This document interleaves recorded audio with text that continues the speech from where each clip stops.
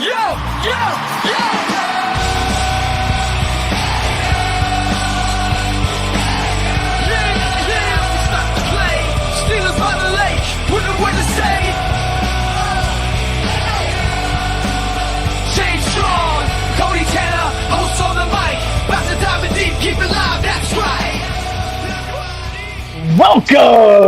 to the Steelers by the Lake podcast. My name is James Strong, joined once again by my co-host Cody Cantor. Cody, how are you on this chilly Sunday morning? James, I am doing lovely. It is very chilly. Took the dog out this morning and I was like, this is dumb. We had our 160-degree day last week. Actually, I think it might have been 2. But now we're back to the frigid cold of, I shouldn't say frigid. It's just a little chilly. But yeah, doing all right. James, how are you? I'm doing well, man. Looking forward to talking Steelers and getting our first mock draft of the season from our special guest, Nick Pretzel, who joins us once in a while on the show. So excited to have Nick with us. Nick, how are you this morning?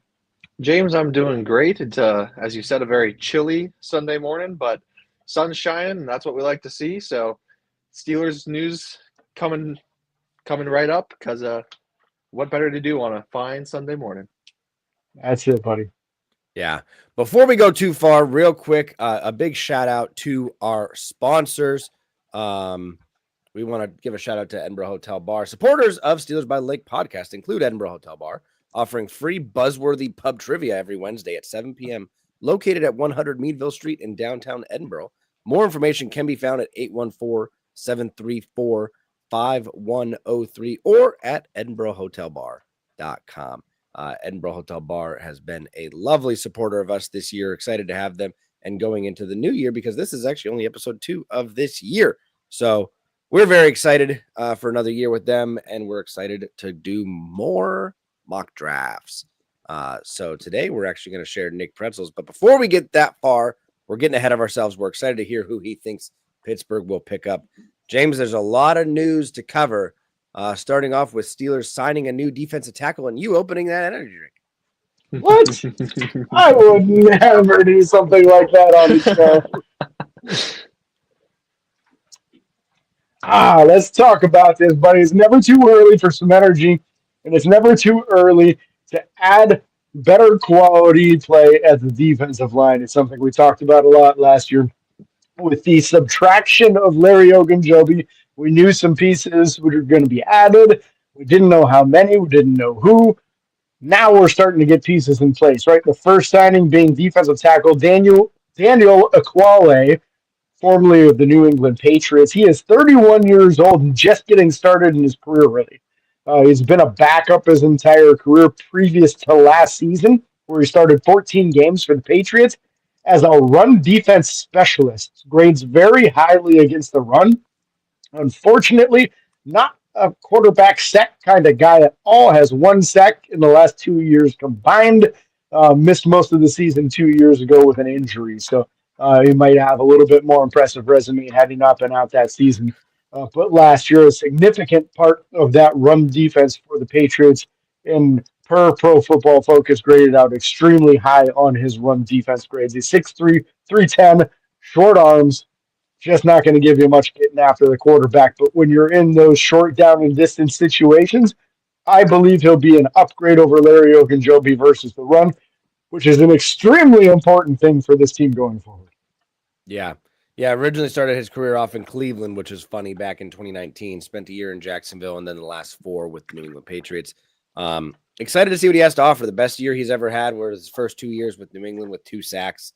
In each of those years, one coming off a 7-game season, one coming off a 15-game season. So looks like there can be a little bit of production there. Again, back then, I don't know how great that New England Patriots defense was.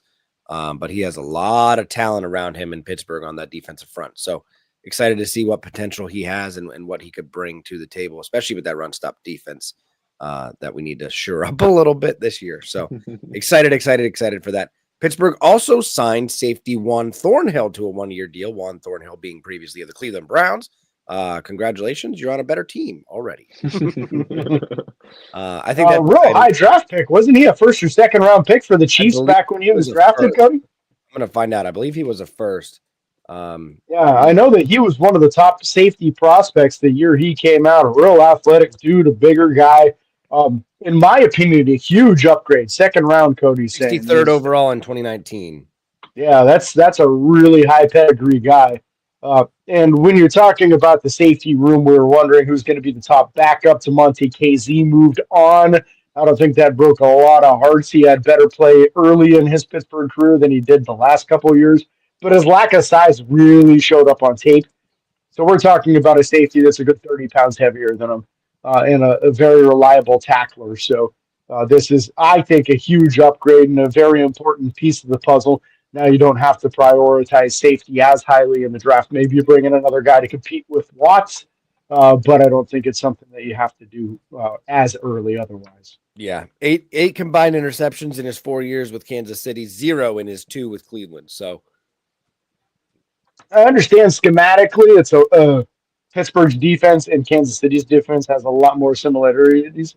So it was a real like square peg round hole kind of situation in Cleveland. It just didn't fit well for him at all. Yep. Yeah. Steelers then also went out and signed Isaiah Loudermilk to a returning 1-year deal. That was exciting. We lost Larry Ogunjobi, which I don't think anyone here really cared about. But bringing back, I cared. I was excited.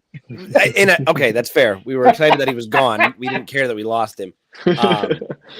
But bringing Isaiah Loudermilk back at least gets someone else in that room that already knows the system. That's the big plus there. I don't think Isaiah Loudermilk has had a phenomenal career so far, or even I would argue even a good one so far. He's been decent.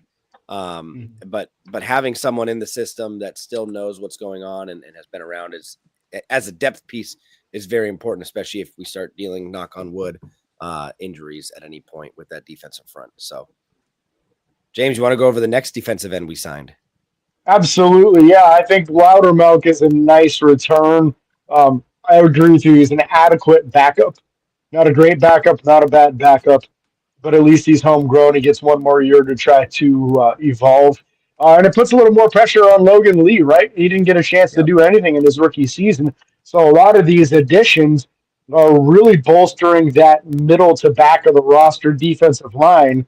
And that should create some competition. So I like that they're doing that. The last guy that they added to this defensive line group since we talked to you last is defensive end Sezi Otomewo. It says he was a 5th-round pick just a couple years ago by the Minnesota Vikings. Height, weight, speed, athleticism kind of guy. 6'5", 282, 34.5-inch long arms. Ran a 5.01 40 at his combine with a 35.5-inch vertical leap and a 9'4" broad. So very, very athletic guy. Plus side pass rusher. He's a better pass rusher, not that great against the run. That makes sense with his size. So somebody you'd want to keep on the outside. Maybe you could use him as an interior pass rusher in nickel. But we're seeing like stark contrasts here. This is a guy that's good rushing the passer. Equale, a good guy running on the run defense. Neither one of them good on the opposite sides. So you can see the situational, bring a guy in at a certain time. How do you feel about all these guys? I feel like we're cruising right through this, Nick, and not getting your opinion on any of them. No, that's totally good. A lot of these guys aren't people I had been familiar with before. I believe I had heard of, I'm not going to try to pronounce the name, but the new safety, I'd heard of him before being a bit more of a high-profile prospect earlier on in his career. What I like a lot about most of these guys is it provides a lot of depth, and it makes it not as urgent to address some of these needs as high in the draft or potentially in this year's draft at all. I know there's still a lot of free agent prospects out there that could potentially be brought in on different deals, and the longer they're out there, the cheaper they get in most cases. So it really seems like they're being very calculated in who they're bringing in.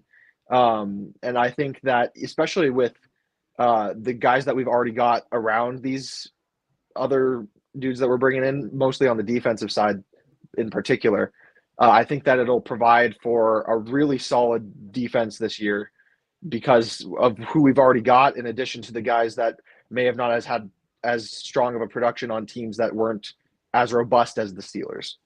Mm-hmm.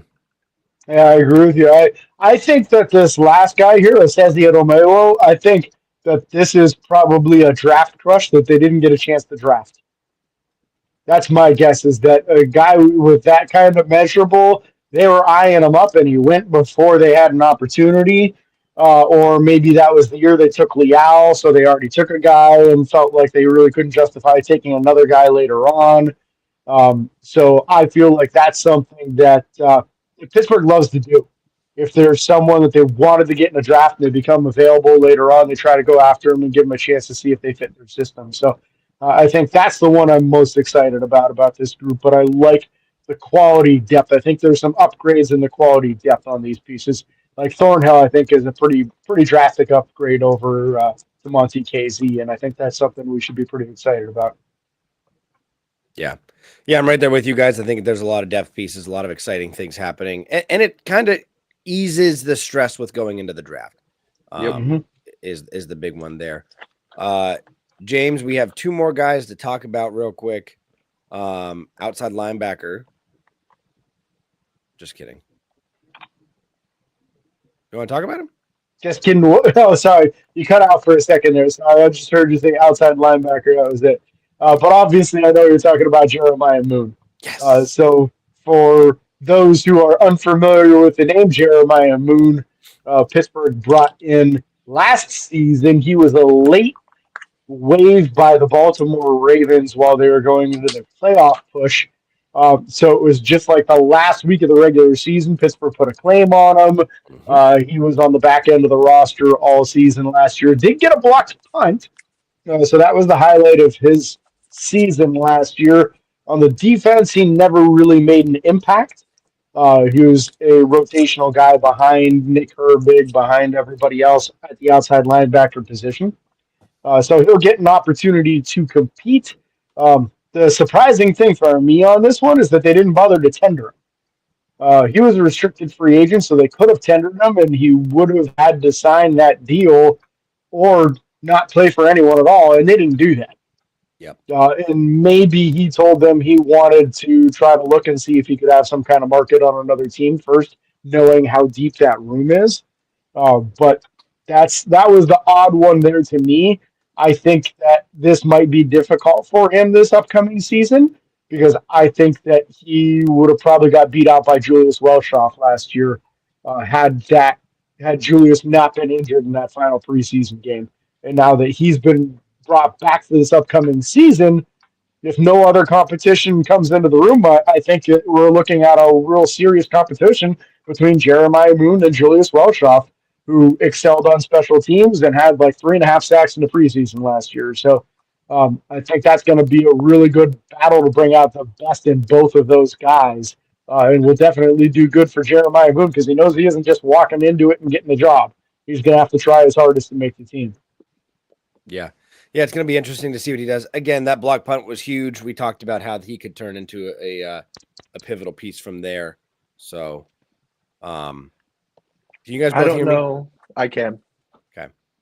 I don't know if you gentlemen saw what I just did, but I just shoved a big wad of gum in my mouth because I think Danny Smith is going to be thrilled to have that battle going on in camp, to have Julius Welshoff and Jeremiah Moon pushing one another to continue to fight for that roster spot. Honestly, I think he's going to be over the moon. So in celebration Over of the moon. I like it. Danny Smith being excited, I got a big wad of gum in my mouth for our special teams coach. Hey, there we go.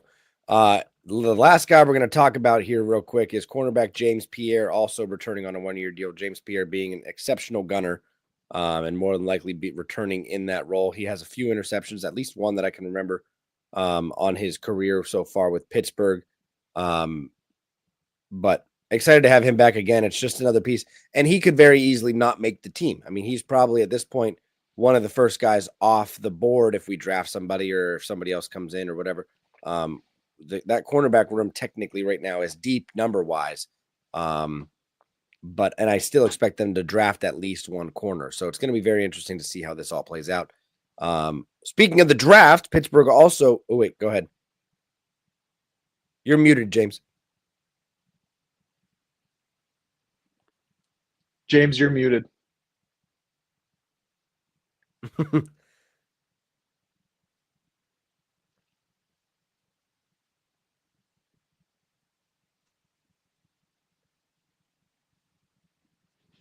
There we go. Maybe. Nope, still can't hear him.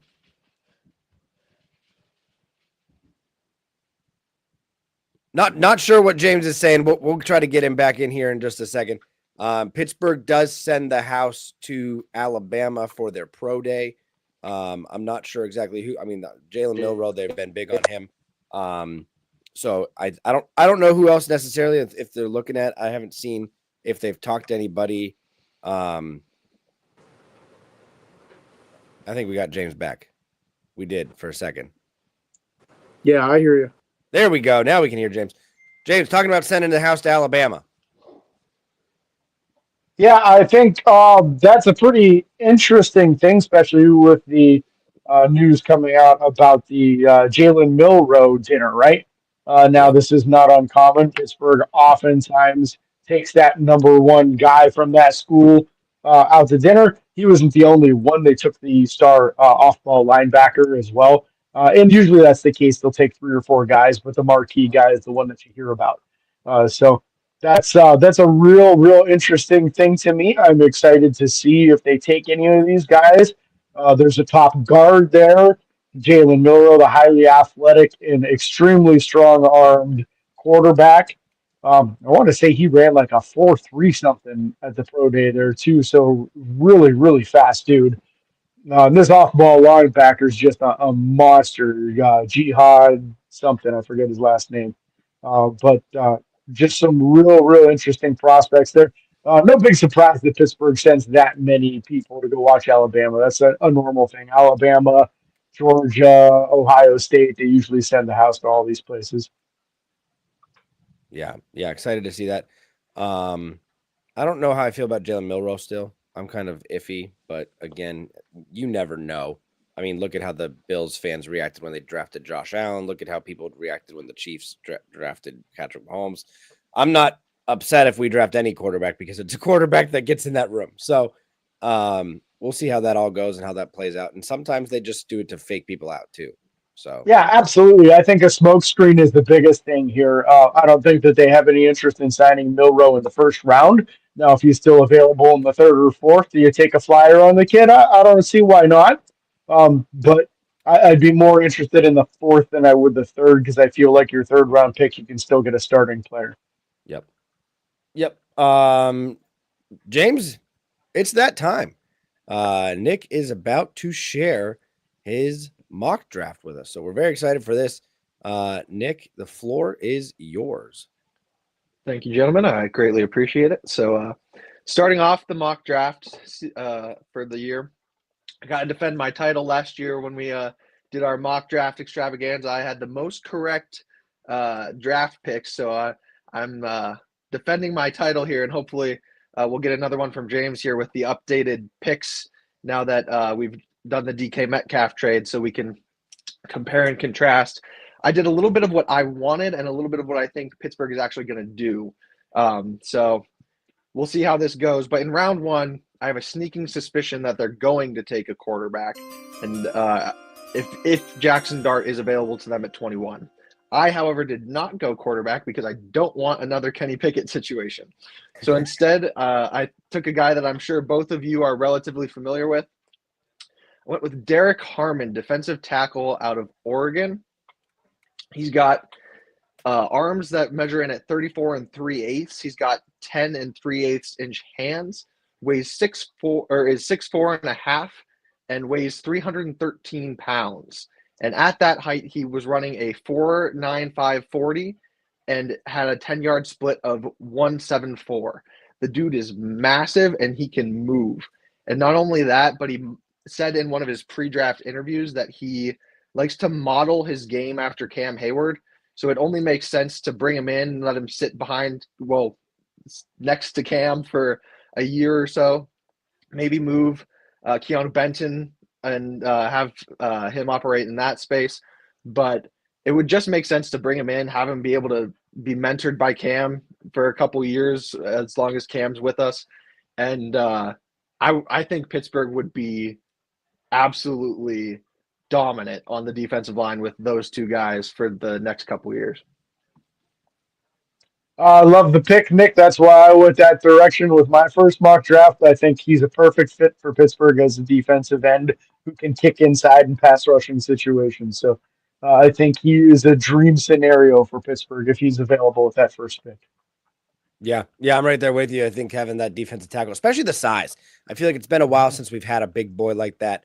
I don't remember the exact weight on Casey Hampton, but and this guy He is was 298 as a rookie. Can you believe that? that's crazy. I have a rookie card of him. He has a flat stomach coming out of college. It's crazy. Yeah, he put on some pounds to play that defensive tackle position very well. So excited to have somebody potentially like that get in the building. Absolutely. And while normally I would have probably traded back, I know we were chatting a little bit before we started recording about how we really do think that Pittsburgh would benefit from trading back in round one, even potentially into early round two, just because of some of the depth at the positions that I believe are the most pressing needs for the team. We are not doing any trades in this scenario, just to keep things a little more close to what's going on at the moment. And maybe I'll hop on here for that live show and we'll talk some trades and see what we think there. But that takes us from drafting in the second round, which we gave that pick up to the Seahawks in the DK Metcalf trade. So we're down to pick 83 in the third round. I went with Travion Henderson, running back out of Ohio State. As much as it pains me to take an Ohio State player, they do create some pretty solid draft prospects. He's 5'10", weighs 202 pounds, and he ran a 4.43 with a 1.52 10-yard split. Had a 38.5-inch vertical and a 10 and 8-inch broad jump in the combine. He's able to be a receiving back as well as a power back, and he's got sort of the patient vision that we wanted Najee to have, but didn't always translate to the game. I don't know if you gentlemen caught any of the college national championship, but he was balling out there aside of Quinshawn Judkins on that Ohio State backfield. So it's a little bit of a prospect that slides under the radar because of Judkins being in the same room and taking some carries away from him.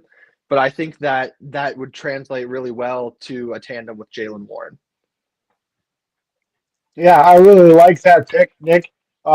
This is the speed guy that we're looking for, right? Pittsburgh hasn't had a true speed running back since what, maybe Willie Parker? And this is an elite kind of speed for a running back. You don't really see 4.3 guys too often, so a guy in a low 4.4s is very, very, very fast. So, really fast electric kind of guy and could easily be the workhorse in a couple of years if Jaylen Warren is not signed on an extension. Yeah, I definitely think getting another running back in that room is very important, and I think that Pittsburgh's going to do it in the draft. I think at this point they kind of have to. The number of positions we have to draft is crazy. So I like the pick. I'm excited to see what Pittsburgh does with. I mean that second pick, I feel like it's going to be a big one too. So I'm very intrigued to see how they're going to handle that. Yeah, I was hoping to take a couple different positions there, and unfortunately none of them really fell, and Henderson kind of slid down the board a little bit, not too much of what I think will be unrealistic, but seeing him there was, with nothing else in a position of need, was a pretty easy scoop up in my opinion. And I'm going to continue to push several more pressing needs down the line because, once again, I was looking for a corner. I was looking for an offensive guard maybe to shore up some of the depth there. But again, those guys just kept getting scooped up before me, and there were several runs on those positions. So I took a prospect at a position that I think could still use a little bit of shoring up, and that I just was really in love with the player and the talent. So I went with a TCU wide receiver that is not named Jack Bech. I went with Savion Williams because Bech had gone way earlier. Wide receiver out of TCU. He's 6'4", weighs 222 pounds, has arms that measure in at 32.5 inches and a 10.25 inch hand size. He's a big boy, and I've been watching some of his tape since before the Senior and Shrine Bowl, and Besh was able to shine there, and he kind of had the awesome story of, catching the game-winning touchdown after his brother had passed. So love Besh as a prospect, don't get me wrong. But if you watch the tape of Savion Williams, he's a Swiss Army knife on the offense. He's a big boy. He can get involved in the run game, both as a runner and as a blocker. And he's just electric when you put the ball in his hands. I think this would be an awesome playmaker to have on the team and could really operate alongside both Metcalf and Pickens. Might be able to rotate Calvin Austin and him in and out and kind of have two really solid guys to be your number 3 receiver there. Yeah, you're talking about him. I'm looking up some tape right now, and I'm impressed with the way that he can finagle that 6'4" frame. The 4.48 40-yard dash as well at that size was very impressive and very interesting. So yeah, I mean, a wide receiver group that is already fairly deep at this point, especially when you consider Roman Wilson coming in, this basically being his rookie year all over again. I don't mind the pick. I think Pittsburgh shoring up that wide receiver room, especially when people have talked about, is George Pickens going to be a draft day trade? I kind of hope not. I think there's no point in bringing DK Metcalf in if it's not to help George Pickens, but very interesting pick. I think that having this guy would almost make it unfair for most defenses if he came in at any point in a 4 wide receiver set with Calvin Austin being the speedy, quick guy, and then the 2 beasts outside. And this guy anywhere on the field looks pretty dangerous to me. Yeah, this is a nice option here, and I believe someone that Pittsburgh brought in for a pre-draft visit. There's been some interest there. Some comparisons to Deebo Samuel in his game as far as the physicality and actually lining up as a running back and taking real running back snaps. So the rushing that you mentioned, for those who haven't seen him or not familiar with him, we're not talking about like end arounds and reverses. We're talking about a guy who has literally lined up as a running back and ran the ball and is very physical when he does so. So there seems to be a big push in Pittsburgh, especially with acquiring DK Metcalf, to be more physical as an offense, to not be out physicaled by the opponent. Bringing in a big mauling wide receiver like that fits the bill, man. So I like that too, the versatility of you can have him on the field and the opposing team doesn't know if he's going to line up as a wide receiver or a running back, so that can create some mismatches as to where you align him. He might end up with a linebacker covering him when he goes out on a route, and he's going to have an extreme advantage when that happens if he lines up in the running back position. So He's that also can be a real asset. He's also lined up at quarterback in college and thrown for a touchdown pass. So I was just gonna say I've seen him throw touchdowns as well. He could. So who needs to draft a quarterback? We've got Savion Williams. He'll be fine. Just bring in Scatterbo too, and he can throw the ball too, right? Exactly. Yeah. So here we go. Might as well. Just get a running back that can throw. Get a wide receiver that can throw. We don't need a quarterback. It'll be fine. Yeah. Talk about flexibility there. Let's go ahead and see what you got next on the draft board. Yeah, and speaking of drafting a quarterback, I was pleased to see that Tyler Shock had dropped to pick 156. Quarterback out of Louisville. He's 6'5", 219. And he is kind of falling in drafts, and I know he's risen up the boards from where he had been a month or so ago. But he is in some of the draft analyses, in some of the write-ups that I've seen about Tyler, they say that if he wasn't as old as he is, and if he wasn't as injury-riddled as his history had been, he would be right up there in the conversation with Cam Ward and Shadur Sanders, according to some analysts. So at this late in the draft, being as quarterback needy as we are right now, not really sure what's going on with Aaron Rodgers, and myself personally not having as much faith in Mason Rudolph as some people might or are happy to have him back. He did save Christmas when we beat the Bengals a couple years ago, though, so always happy to have a guy who can at least beat our division rivals. But Shock is a good-looking prospect. Again, more so the injury history and the age that are really holding him back. And if he could potentially be a shot in the dark that ends up panning out, like Cody said, like at any point grabbing a quarterback, why not take a shot at the guy? Yeah, watching some footage on him right now too, just because that was a name that I haven't heard a whole lot of. Shockingly good quarterback presence in the pocket, which was very But exciting to see. So, yeah, Yeah, he's had a really good pre-draft process, right? One of the few guys to actually run at the combine in the quarterback group. And I think it was like a 4.63, which is pretty impressive for an older white quarterback. You Yep. just don't see that too often with these guys coming out of college. yeah, So he's done everything correct in the pre-draft process, and because of that, is kind of a little bit more of a hot topic name nowadays as a target for teams in that like third to fifth round kind of area. So if you get an opportunity to take a guy like this in the fifth round, I think it's a real steal and great value. Worst case scenario, he could be a high quality backup for your team for the next 4 years. But I think there is possible potential of developing into more than that.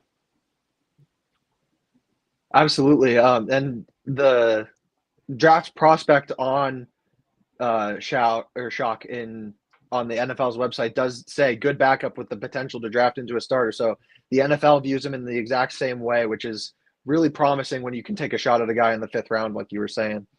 Mm-hmm. With pick 185, I finally decided to address the cornerback room. Upton Stout was not there, a guy that I know that we has been talked about before on the show, and the guy that I had been looking into if he had been there. But the top corner prospect that was left was Justin Wally, I believe is how his last name is pronounced. Cornerback out of Minnesota. He's 5'10", 190, so slighter guy. Got 30 and 3/4 inch arms and 10-inch hands. Ran a 4.4 40 with a 152 10-yard split. Didn't test anywhere else that I could find in the combine results.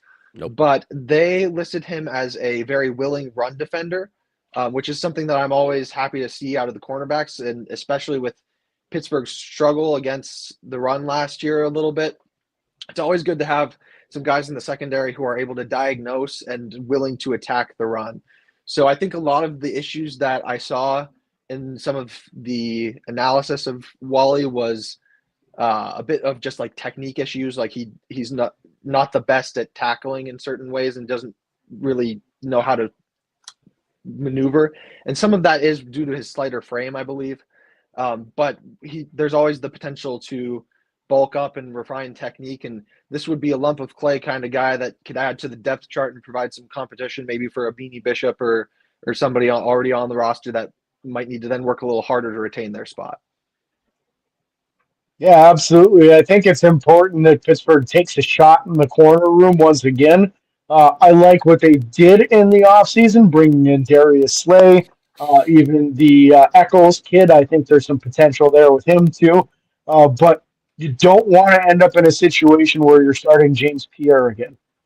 So I want to see some competition for him. He's an excellent gunner on special teams on punt coverage, but you don't want him out there as a starting corner. So any competition that you can bring into that room for him, for Beanie Bishop, for those back of the roster kind of guys, I'm all for getting upgrades in that area.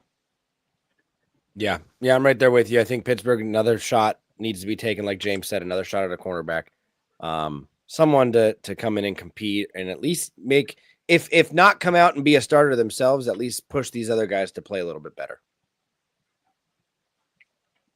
And speaking of bringing in some depth to push guys to play a little better, I brought in with pick 229, the final pick that we have on the books, Xavier Truss, the offensive guard, is what he is listed as out of Georgia.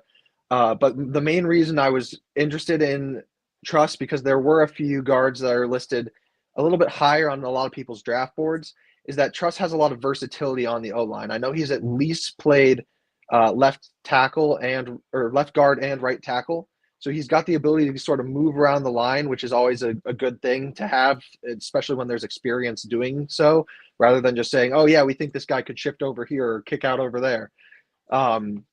There were some concerns with his lateral agility in shifting around the line, but he is 6'7", 309 pounds, 33-inch arms, and ran a 5.2 40 with a 1.82 40-yard split, vertical jump of 26 inches, and a broad jump of 8'7". So large guy, able to move around, definitely coachable depth piece, and somebody who can kick around the line if we need to when either Mason McCormick or Troy Fautanu are both coming off of injuries. And if they need a little more time to recover, you could potentially plug this guy in to be a backup for what looks at this point to be a little bit of a thin offensive line group. Yeah, Yeah, I I'm like on it. board with that. I think when you're talking about late round picks and what Pittsburgh likes to do, this to me is very reminiscent of the Spencer Anderson pick, which is why I'm definitely a fan of your decision here. Anytime you can draft a late round guy and he has played in multiple positions, Pittsburgh loves that. Their history of drafting guys that have position flexibility on the offensive line, especially the later round guys that you know are probably going to be at least early on in their career just a backup for you. If they can fill in multiple places, that's incredible. So that kind of size and frame, I think, would be awesome. And you'd love to have a guy like him next to Spencer Anderson as a top reserve offensive lineman. So I think that'd be an excellent addition to the team. Yeah, I like that pick. I'm right there with you. Oh no, I unplugged it. Having someone, I think you're hitting all the things that Pittsburgh needs. You know what I mean? The things that Pittsburgh needs to draft. I don't expect Pittsburgh to draft a tight end this year. I don't expect Pittsburgh to draft a tackle this year. I don't expect Pittsburgh to draft a center this year. Edge rusher. No. Edge rusher. Yeah, definitely don't need one. We have a solid three-headed dragon right now.